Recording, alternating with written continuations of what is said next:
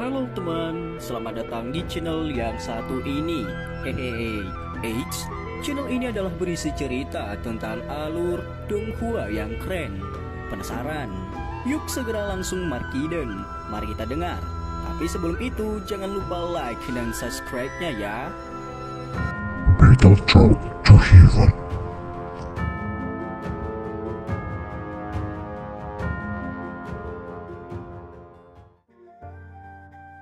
Melanjutkan dari cerita sebelumnya. Peristiwa kota Tianbei telah berlalu. Xiaoyan pun sudah pergi. Setelah terbang hampir beberapa ratus kilometer, Xiaoyan berhenti dan bergetar. Aura agung yang merasuki tubuhnya segera tersebar dengan cepat, tampak seperti spons yang kehilangan air. Waktunya habis. Xiaoyan tanpa sadar tertawa saat dia merasakan kekuatan di tubuhnya melemah dengan cepat. Kekuatan yang kamu tunjukkan kali ini terlalu kuat. Hal ini mengakibatkan beberapa luka muncul di tubuh Anda. Anda harus segera pulih. Jika tidak, gejala sisa mungkin tertinggal. Selain itu, Anda harus menggunakan kekuatan spiritual saya sesedikit mungkin, kecuali saat itu adalah saat-saat kritis. Selama beberapa hari ini, saya telah menemukan bahwa setiap kali Anda menggunakan kekuatan spiritual saya, sisa roh saya tertinggal di dalam tubuh Anda. Jika ini terlalu banyak terjadi, kemungkinan besar hal itu akan menyebabkan tubuh Anda membentuk perlawanan terhadap jiwa Anda. Pada saat itu, jiwa Anda tidak akan dapat menyatu secara sempurna dengan tubuh fisik Anda, dan akan sangat terlambat untuk menangis. Suara agak serius Tianhuo Xunshe dipancarkan setelah Xiaoyan mendarat di tanah. Ekspresi Xiaoyan berubah saat dia mendengar itu. Dia juga samar-samar merasakan perasaan seperti ini. Namun, dia tidak terlalu memikirkannya. Bagaimanapun situasi seperti itu tidak terjadi ketika dia meminjam kekuatan spiritual Yao Lao saat itu. Meskipun Xiaoyan tidak yakin apa yang terjadi, dia masih menganggukkan kepalanya. Tianhuo Xunshe tidak akan menyakitinya, karena yang terakhir mengatakan ini tentu saja itu bukanlah kata-kata yang mengkhawatirkan. Sepertinya, tindakan meminjam kekuatan orang lain memiliki kemungkinan besar akan terjadi sequel. Aku harus sedikit lebih berhati-hati di masa depan. Xiaoyan dengan lembut menghembuskan nafas sambil berbicara dalam hatinya. Xiaoyan mengingat masalah ini di dalam hatinya. Tatapannya melihat ke sekeliling sebelum tubuhnya bergerak dan muncul di dinding gunung yang curam di samping puncak gunung. Dia mengayunkan penggaris beratnya. Potongan batu terbang seperti dadih kacang yang dipotong. Akhirnya itu menciptakan sebuah gua kecil. Saat ini yang paling penting adalah menyembuhkan luka di dalam tubuhnya. Dia mungkin telah membuat pavilion petir angin berhamburan kali ini, tetapi kemungkinan mereka tidak akan membiarkan begitu saja. Namun Xiaoyan juga tidak takut pada mereka. Dataran tengah sangatlah luas. Hanya wilayah utara ini yang sudah luas dan tak berujung. Bahkan jika pavilion petir angin dianggap sebagai kekuatan besar, itu bukan seolah-olah tidak ada faksi yang bisa bertarung dengannya di wilayah utara ini. Sepertinya sekali saja sudah cukup ketika menggunakan klan Han untuk mengancamnya. Orang lain tahu bahwa Xiaoyan tidak memiliki hubungan yang dalam dengan klan Han. Kemungkinan pavilion petir angin tidak akan sebodoh itu untuk melakukan trik yang sama untuk kedua kalinya. Lagi pula, jika mereka melakukannya untuk kedua kalinya, mereka tidak akan hanya dijelekkan, tetapi klan Han kemungkinan besar akan benar-benar menjadi gila. Bahkan seekor kelinci yang gelisah tahu bagaimana menggigit seseorang, apalagi klan Han yang memiliki beberapa wajah di dalam kota Tianbei. Tubuh Xiaoyan bergerak saat pikiran ini melintas di dalam hatinya. Setelah itu, dia memasuki gua dan dengan cepat duduk. Dia mengambil pil obat dari cincin penyimpanannya. Setelah itu, dia mengonsumsi pil obat. Pemulihan Xiaoyan memakan waktu total 3 hari kali ini. Selama 3 hari ini, dia mencari jejak spiritual yang tersimpan di dalam tubuhnya, dan dia menemukannya dengan samar. Keberadaan aura sisa ini begitu redup sehingga dapat diabaikan. Namun, mereka mampu menggali jauh ke dalam tubuh seseorang. Untungnya hanya ada sedikit aura spiritual yang tersisa. Jika tidak, efeknya akan sangat serius. Xiaoyan juga tertawa getir dan menghela nafas saat menemukan jejak spiritual yang tersisa ini. Selain itu, ketika dia mencoba dan gagal menggunakan doki atau bahkan api surgawi dalam upaya untuk menghapusnya, senyum pahitnya menjadi lebih padat. Untungnya Xiaoyan telah menemukan hal ini cukup awal. Jika tidak, jika ada lebih banyak jejak spiritual yang terkumpul di masa depan, dia hanya bisa meninggalkan tubuhnya dan berubah menjadi tubuh spiritual yang mirip dengan Tianhuo Xunshe. Meskipun hanya ada beberapa jejak spiritual ini, itu masih merupakan sumber masalah. Mengingat karakter Xiaoyan, dia secara alami tidak dapat menahan keberadaan merepotkan semacam ini dan tetap tersembunyi di dalam tubuhnya. Namun setelah mencoba berbagai metode yang semuanya gagal, dia hanya bisa menyerah tanpa daya. Xiaoyan tetap menutup matanya saat dia tetap berada di gua gunung itu. Matanya perlahan terbuka dan auranya sekali lagi kembali ke kondisi puncaknya. Diaoqi yang kuat berriak di jari-jarinya saat dia mengangkat tangannya. Bintang 9 Do Huang memang jauh lebih kuat dari bintang 7. Jejak spiritual sisa ini mungkin merepotkan, tapi bukannya tidak mungkin untuk dihilangkan. Aku ingat, sepertinya ada beberapa pil obat yang bisa menghilangkannya. Xiaoyan membuka matanya sambil bergumam pelan. Dia melihat ke cincin penyimpanan yang ditinggalkan oleh Yao Lao. Kekuatan spiritualnya memasuki dan meraba apa yang ada di dalamnya. Di sana, ada banyak formula obat yang dikumpulkan oleh Yao Lao selama hidupnya. Ini adalah harta karun yang ditinggalkan Yao Lao untuk Xiaoyan. Dari sudut pandang tertentu, itu bahkan lebih berharga dari api dingin tulang milik Yao Lao.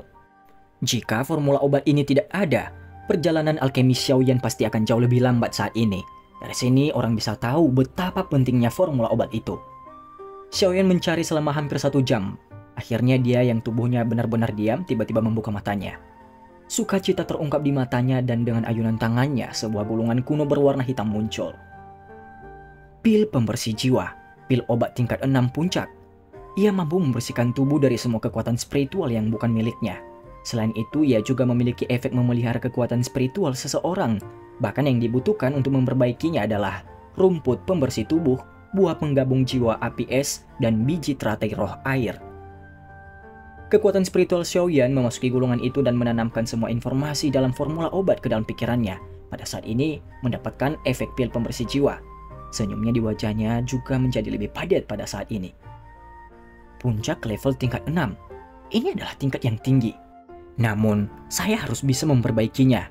Bahan obatnya mungkin sedikit tidak asing dan langka, tapi saya mungkin bisa mendapatkannya jika saya bertanya sedikit. Jejak spiritual yang tersisa di tubuh saya mengalami banyak kesulitan. Masih ada cukup waktu.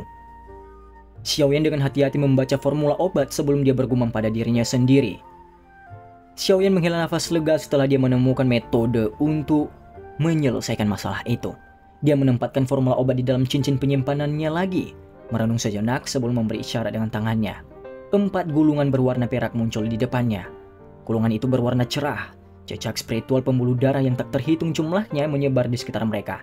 Sekilas, itu terlihat memiliki perasaan misterius.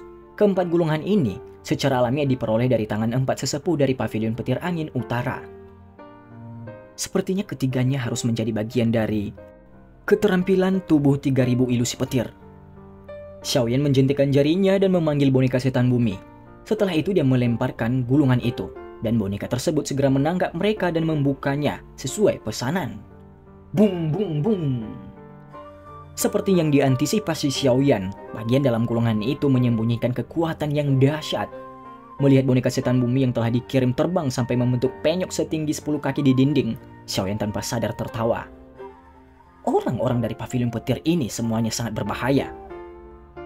Xiaoyan memberi isyarat dengan tangannya dan 3 gulungan berwarna perak ditarik kembali. Kekuatan spiritualnya dengan cepat memasuki salah satu dari mereka. Setelah memasuknya kekuatan spiritualnya, ruang di dalam gulungan itu mirip dengan yang ada di dalam gulungan milik Chen Yun. Area di bawah adalah kolam petir yang dipenuhi dengan busur listrik. Xiaoyan dengan akrab menghapus petir yang telah dibuat dari kekuatan spiritual. Akhirnya, kata-kata petir misterius muncul di permukaan danau yang jernih. Xiaoyan dengan hati-hati mengingat semua kata-kata ini. Akhirnya, kekuatan spiritualnya ditarik kembali dan memasuki gulungan lainnya. Sekitar setengah jam kemudian, kekuatan spiritual Xiaoyan perlahan menarik diri dari gulungan keempat itu. Dia segera menutup matanya dan mengatur kata-kata petir misterius yang tampaknya memiliki kehidupan sendiri. Setelah mengaturnya selama 10 menit, Xiaoyan sekali lagi membuka matanya. Alisnya segera bersatu. Kata-kata kilat 4 gulungan tampaknya telah membentuk versi lengkap setelah bergabung bersama. Namun untuk beberapa alasan yang tidak diketahui, Xiaoyan mengalami kesulitan mendapatkan apa yang disebut metode pelatihan dari mereka. Perasaan semacam ini seolah-olah seseorang telah memperoleh peti harta karun, tetapi tidak memiliki kuncinya. Xiaoyan dengan lembut bergumam di mulutnya. Sesaat kemudian dia tiba-tiba mengencangkan tangannya. Tepat sekali, dia memang kekurangan kunci yang bisa mengubah kata-kata petir misterius ini menjadi metode pelatihan. Namun dia juga tidak menyadari apa yang sebenarnya dari kunci ini. Kemungkinan hanya orang-orang dari pavilion petir angin saja yang memenuhi syarat untuk mempraktikkannya dan menyadarinya. Namun jelas bahwa pihak lain tidak akan pernah memberitahunya tentang rahasia semacam itu. Benda sialan ini. Xiaoyan dengan kasar mengatupkan giginya dan tanpa sadar mengutuk. Setelah menghabiskan banyak usaha, dia berakhir menemukan keterampilan Do tingkat tinggi kelas D yang hanya bisa dia lihat tetapi tidak berlatih. Ini menyebabkan jantungnya gatal, sungguh menyiksa. Benda yang rusak ini sangat merepotkan. Setelah aku mendapatkan api 3000 pembakaran, aku akan menyerang pavilion petir angin dan membuatmu menyerahkan metode pelatihan itu. Xiaoyan mengutuk dengan marah saat dia mengembalikan gulungan ke cincin penyimpanannya. Merasa sangat tidak berdaya saat dia melakukannya. Aku hanya bisa menyingkirkan benda ini untuk sementara. Sekarang, saya telah menyinggung pavilion petir angin. Sepertinya saya hanya bisa memilih untuk bersembunyi dulu. Aku harus mencari kota dengan lubang cacing dan meninggalkan daerah ini. Wilayah utara sangat luas. Bahkan, pavilion petir angin tidak akan bisa campur tangan. Setelah saya meninggalkan area pengaruh dari pavilion petir angin, saya akan segera menemukan bahan untuk membantu Tian Hozunse memperbaiki tubuhnya. Dia pasti akan sangat membantu. Selain itu, saya juga harus memikirkan cara untuk dengan cepat menerobos ke kelas Do Huang dan maju ke kelas Do Song. Akan lebih baik jika ini terjadi sebelum pengumpulan pil dimulai. Xiaoyan berdiri dan mengembalikan boneka iblis bumi ke dalam cincin penyimpanannya dan bergumam pada dirinya sendiri.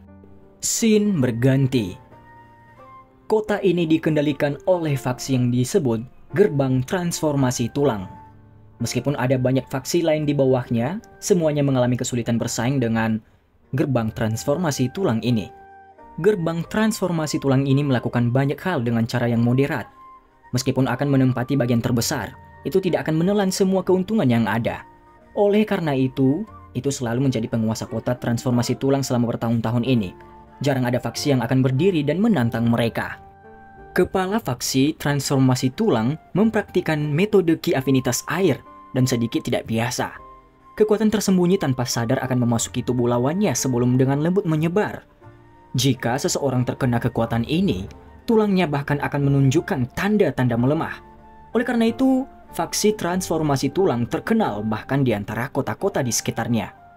Kota ini juga merupakan tempat pertama Xiaoyan berhenti untuk beristirahat setelah memulai perjalanan gilanya dari kota Tianbei.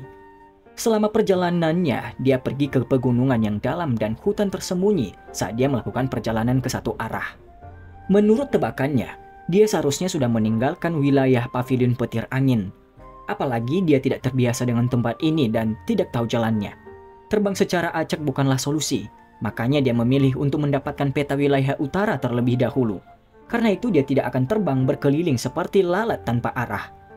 Selain itu, dia perlu mencari bahan obat yang diperlukan untuk memperbaiki pil pembersih jiwa serta untuk menanyakan beberapa informasi.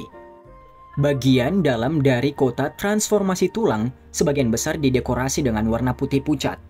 Sekilas, sepertinya itu adalah kata yang sepenuhnya dibangun dari tulang belulang.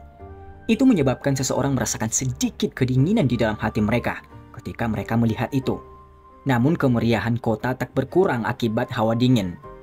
Kebisingan yang melesat ke langit bisa terdengar dengan jelas, bahkan dari jarak yang sangat jauh. Ini adalah pertama kalinya Xiaoyan memasuki kota manusia setelah melakukan perjalanan dengan kecepatan gila selama beberapa hari ini. Dia tanpa sadar merasa agak tidak terbiasa dengan kebisingan yang dia rasakan. Segera dia menggelengkan kepalanya dan berjalan ke arah kota. Peta wilayah utara tidak dianggap sebagai barang yang terlalu langka. Xiaoyan tidak menghabiskan banyak tenaga sebelum menemukan toko peta. Setelah dia masuk, dia melihat banyak peta yang menumpuk di dalamnya dan sedikit merasa linglung. Ketika dia bertemu Hai Bodong di Kekaisaran Jiama untuk pertama kalinya, dia mendapatkan potongan peta kedua dari teratai api iblis pemusnah. Xiaoyan menghela nafas tak berdaya saat dia memikirkan teratai api iblis pemusnah itu. Sejak dia mendapatkan fragmen peta ketiga, dia tidak cukup beruntung untuk mendapatkan fragmen peta keempat. Itu menyebabkan dia merasa sangat menyesal. Api teratai iblis pemurnian menduduki peringkat ketiga pada peringkat api surgawi. Bahkan Yao Lao hanya mendengar namanya dan belum pernah melihat wujudnya. Oleh karena itu orang dapat mengetahui betapa misterius dan kuatnya benda ini. Jika Xiaoyan berhasil menelannya, kekuatannya akan melonjak seperti orang gila. Namun sayangnya, Xiaoyan menekan kesedihan di hatinya. Dia perlahan masuk ke toko.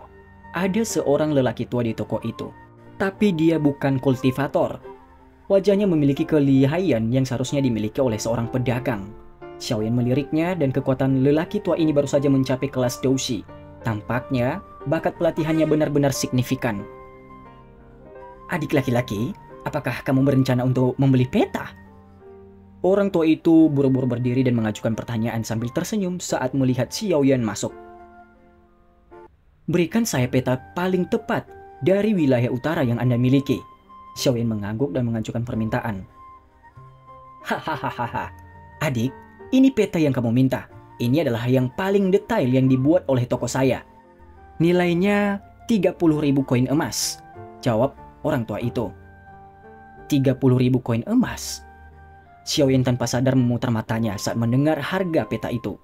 Orang tua ini benar-benar tanpa ampun ketika harus merampok seseorang. Xiaoyan secara acak membuka peta dan mempelajarinya sedikit.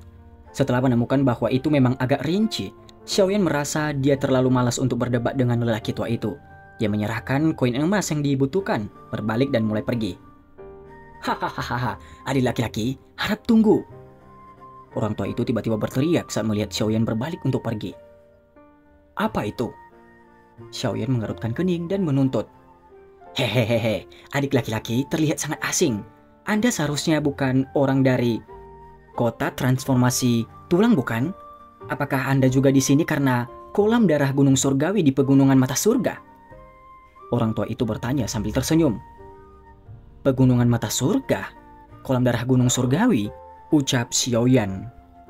Kedua nama ini membuat Xiaoyan terkejut, bukan karena asing, tapi karena dia sudah mendengar istilah ini lebih dari belasan kali sejak dia memasuki kota. Namun dia tidak mengetahui misteri yang mereka maksud. Orang tua itu juga kaget saat melihat ekspresi Xiaoyan. Dia bertanya dengan heran. Apakah adik laki-laki bahkan tidak tahu tentang pegunungan mata surga dan kolam gunung surgawi? Ucap penjual itu. Saya baru tiba di wilayah utara baru-baru ini. Karena itu, saya tidak terbiasa dengan semua yang ada di sekitar sini. Bisakah Tuan memberitahu saya tentang itu? Xiaoyan secara acak melemparkan sekantong koin emas. Mereka mendarat di counter saat dia bertanya dengan penuh minat. Dia cukup tertarik dengan pegunungan mata surga karena itu adalah topik yang dibicarakan banyak orang di sini. Kolam darah gunung surgawi di pegunungan mata surga sangat terkenal. Hanya sedikit orang di wilayah utara dataran tengah yang tidak menyadarinya. Dikabarkan bahwa setiap 3 tahun, gelombang energi alam muncul di puncak gunung berapi di pegunungan.